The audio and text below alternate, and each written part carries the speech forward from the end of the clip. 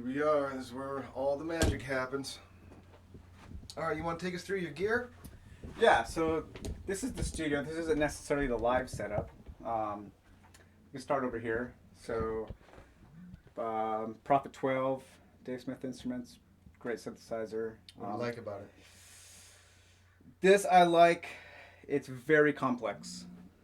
I mean, you can just dial in, get down to the nitty gritty of synthesis in here, and I like that it's a digital analog hybrid. Mm-hmm. I know there's a big analog craze going on right now. I'm not super into the analog stuff. I like a digital, at least a digital component to analog synthesizers, if there are any. So, and then up top, we have another Dave Smith. We have the Evolver.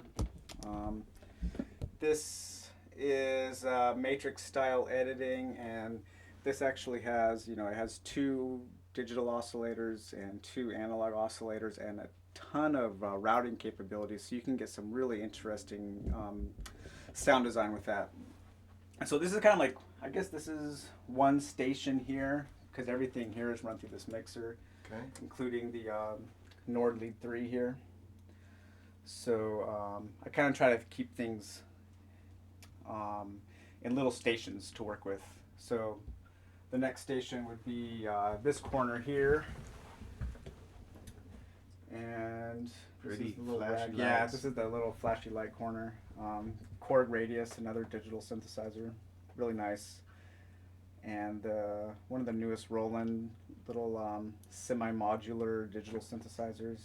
I haven't had a lot of time to mess around with this, but I've been spending more time on it recently, and I'm really starting to like it.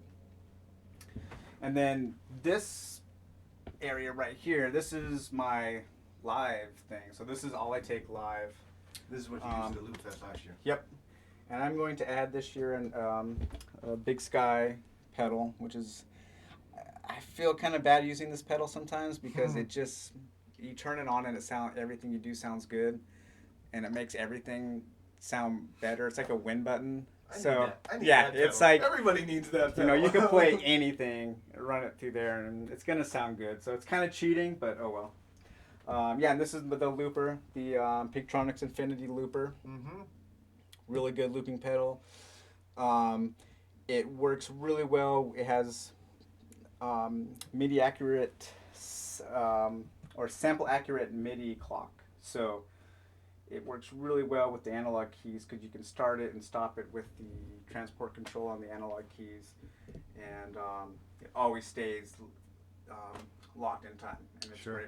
And then I'll probably bring the OP1 with me also because I can put that in one bag. And so this is really nice for just adding some little textures. I mainly use my DAW.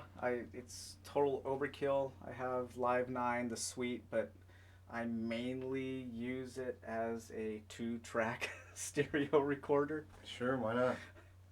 Complete, probably a waste of money, but that's what I use it for. And at least right now, I try to do as much stuff even in the studio. I try to do as much stuff live as possible. And then this is like the third little area. Although this stuff may be going up on Craigslist soon. I don't like to keep stuff that I'm not using. So I just have an Ultranova, an ESQ1, old 80s, another hybrid with analog filters and digital oscillators. And got the Alesis Ion, really nice virtual analog digital synth. It's got a really nice tone. I like that one a lot. But I'm not using it. And then these 3 over here. These 2 will probably for sure go on Craigslist. This is a Roland Juno 2.